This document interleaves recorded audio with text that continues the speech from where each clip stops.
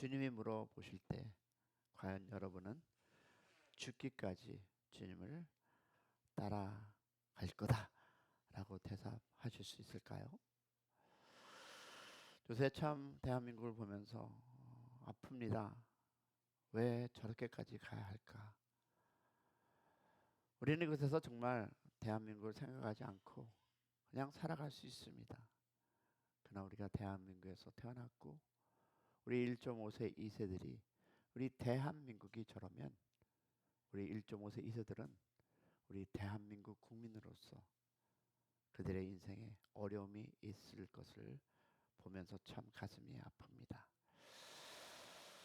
자, 오늘은요 날마다라는 제목입니다. 오늘 찬양과 거의 같은 이야기를 나눌 텐데요.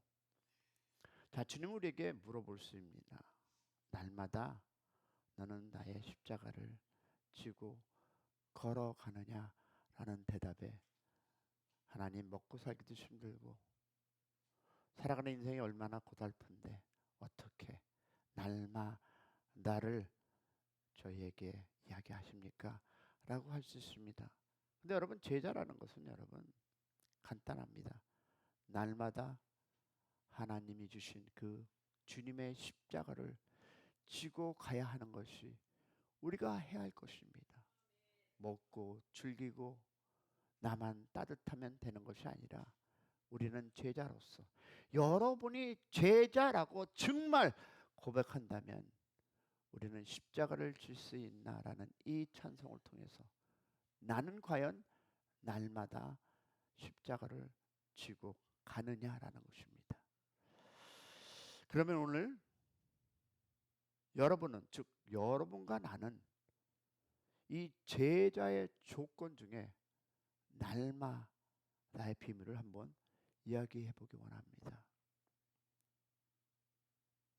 여러분, 조직 깡패들도 그들이 날마다 그 형님을 위해서 순종하고 그러나 인간에게 배반당합니다. 우리 인간도 조직 폭력과 별로 틀리지 않은 인생을 살아갑니다.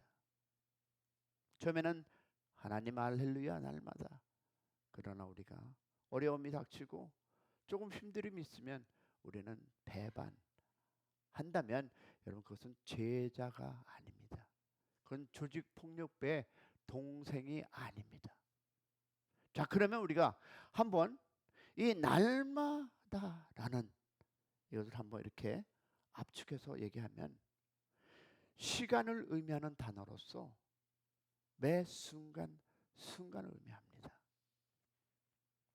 즉 매 순간 십자가 지고 감당해야 할 하나님의 뜻, 십자가가 의미 있음을 믿으시기를 축복합니다. 매 순간순간에 감당해야 할 십자가가 있습니다. 날마다라는 이 단어 속에는 여러분 우리는 너무나 풍성한 교훈을 볼 수 있어요. 여러분, 날마다라는 단어는 시간과 관계 있는 단어입니다. 즉 매 순간순간 내가 감당해야 할 십자가가 있다는 것입니다. 믿으십니까? 그리고 이 날마다와 항상이라는 단어를 연결해서 생각해 보면 의미는 더욱 분명합니다. 만일 내가 누군가로부터 10시 30분에 은혜를 입었다면 감사하는 것이 하나님의 뜻입니다. 그러면 10시 30분에 내가 져야 할 십자가는 그에게 가서 진실한 마음으로 Thank you, 감사를 표현하는 것입니다. 그런데 11시에 누군가가 나를 분노케 했다면 그를 용서하는 것이 십자가입니다. 뒷방치는 것이 아니라 용서하는 것이. 그런데 용서하는 일을 하지 못하고 육신의 지배를 당해서 대판 싸웠다면 나는 11시에 감당해야 할 십자가를 지지 못한 것입니다.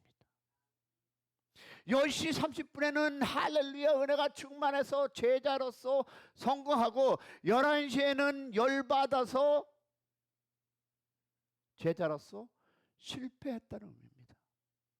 우리가 제자라는 개념을 이렇게 생각한다면 제자 훈련의 어떤 과정을 마쳤기에 자신이 제자라고 생각하는 것을 버려야 합니다.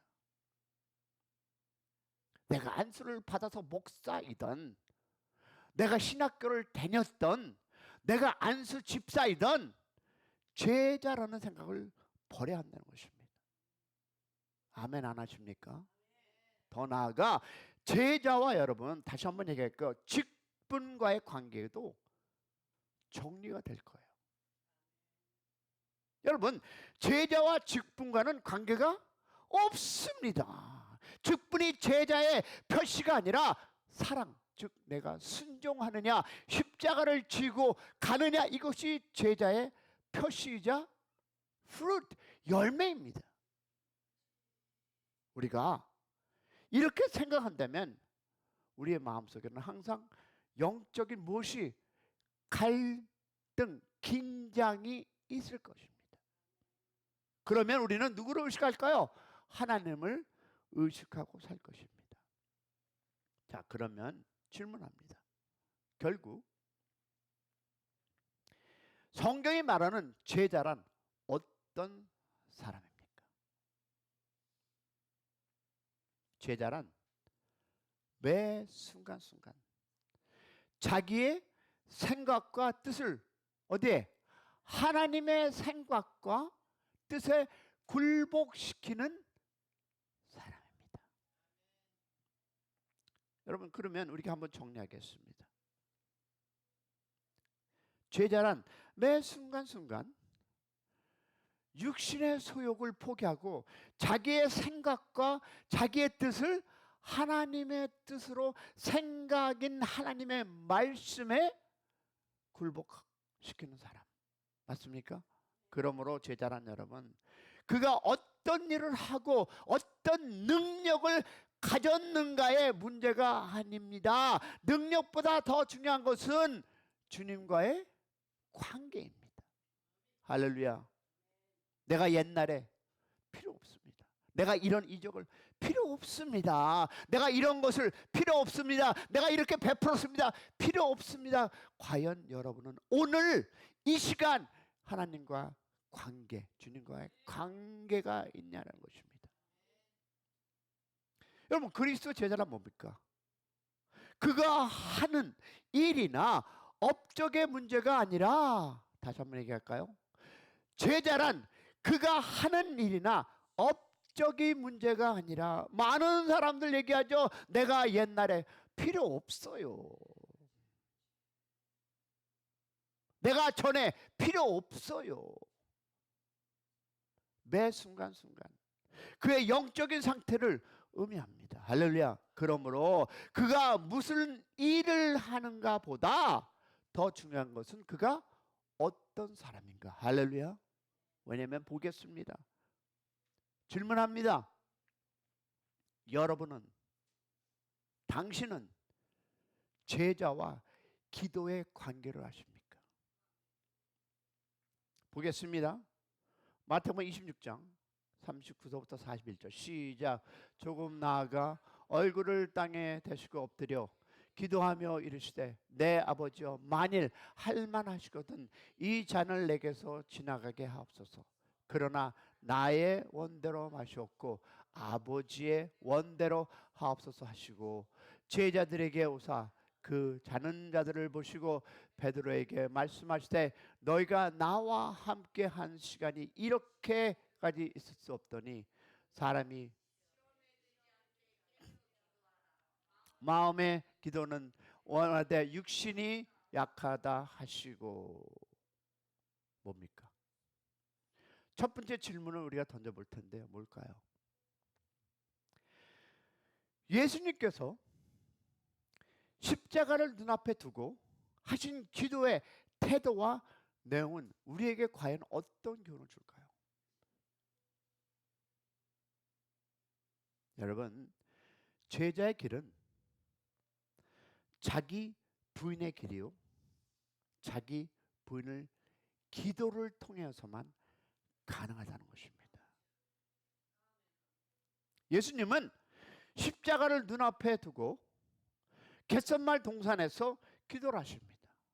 성경은 겟셋만 동산에서 예수님이 기도할 때 땀이 피가 되었다 증거합니다. 성경을 보면 예수님께서 죽은 자를 살리시고 소경을 고치시며 앉은 뱅이를 일으키실 때 이렇게 기도한 적이 없습니다. 여러분, 십자가 의미를 잘 생각해 보세요. 예수님이 앉은 뱅이를 일으키고 그런저런 이적을 일으킬 때 행하실 때 기도한 적이 없어요. 그러나 십자가를 눈앞에 두고 예수님은 땀이 피가 되도록 간절하게 기도하셨습니다. 주님의 이 모습을 우리에게 귀한 사실을 보여주는데, 그것은요, 우리가 십자가를 진다는 것이 그리 만만한 일이 아님을 알 수 있습니다. 정말 여러분이 죄자십니까? 저부터 질문하고 있습니다. 주님은 그가 피가 땀이 되도록 기도하셨습니다. 왜? 십자가를 지고 싶은 그 인간적인 마음도 있었지 않겠습니까? 쉽지 않았습니다. 여러분, 주님께서 십자가는 죽은 자를 살리고 소경을 고치는 것보다 어려운 일이었습니다. 우리 쉽게 얘기하죠. 십자가를 질 수 있나? 아멘. 정말이십니까? 우리 역시 어떤 일보다 여러분 어려운 일이 십자가임을 안다면, 죄가 없으신 예수님께서 십자가를 눈앞에 두고 이렇게 기도했다면 우리 역시 십자가를 지는 문제로 인해 기도해야 할 것입니다. 할렐루야. 그러면 베드로의 실패를 볼까요? 베드로는요, 기도하는 일에 실패했습니다. 그것은 결국 무엇을 연결되냐면 베드로를 통해서 제자와 기도의 관계를 설명할 수 있습니다. 여러분, 기도의 실패는 예수님을 부인하는 일에 무엇이다? 연결됐습니다. 결국 베드로가 우리에게 보여주는 것은, 여러분, 기도와 제자는 밀접한 관계가 있음을 보여줍니다. 제자와 기도, 그리고 시험과 십자가가 베드로가 기도하는 일에 실패했을 때 주님은 안타까웠고 하신 말씀이 뭡니까? 시험에 들지 않게 깨어있어 기도하라. 그리고 주님은 계속 기도를 하셨습니다. 시간이 흐를 때 계속 기도하셨던 예수님과 기도에 실패했던 이 베드로 사이에 차이가 있음을 드러냅니다. 그리고 주님께서 말씀하신 시험이 무엇인가 곧 드러났던 것이었습니다. 그것은 바로 십자가였습니다. 기도하셨던 주님은 즉 십자가를 지셨지만, 기도에 실패한 베드로는 결정적인 순간에 십자가를 지지 못한 것입니다. 우리는 여기서 베드로가 기도에 실패했으므로 시험에 들어서 결정적인 순간에 십자가를 지지 못한 사실을 정리해 볼 필요가 있습니다.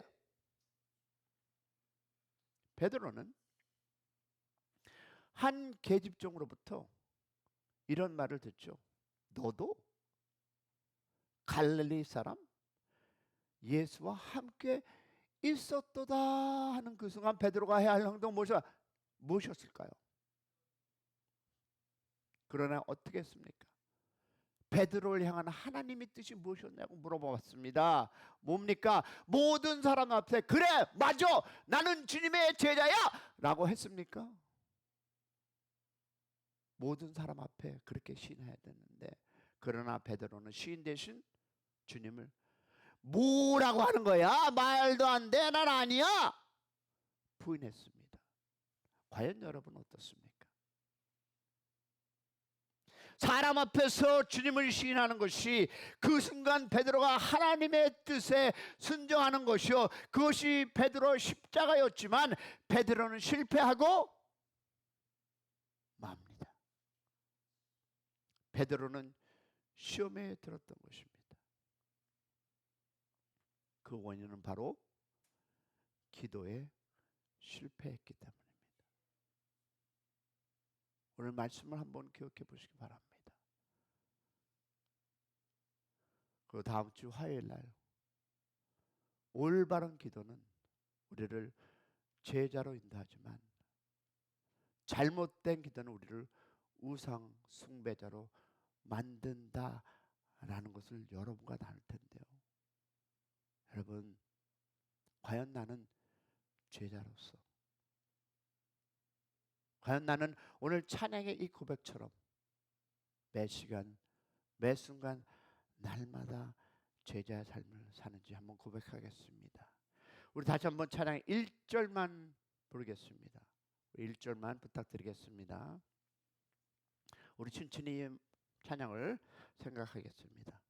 십자가를 질 수 있나 주가 물어보실 때 죽기까지 따라오리 쟤들 대답하였다. 스톱. 여러분, 이것이 정말 여러분의 고백이 됩니까? 아니면 합니까? 이 고백을 하면서 우리의 심령 주의 것이니 당신의 형상 만드소. 주인도 따라면 주인도 따라 살아갈 동안 사랑과 충성을 바치오리라. 오늘 말씀을 생각하면서 기도하고요. 뮤나 고나 그래도 우리 대한민국을 위해서 기도하시기를 바랍니다. 특히 여러분의 그 십자가를 오늘 결단하시면서 지고 갈 수 있도록 다 같이 주 한번 부르면서 말씀과 대한민국과 우리의 교회를 위해서 기도해 주시기 바랍니다. 기도합니다. 주여!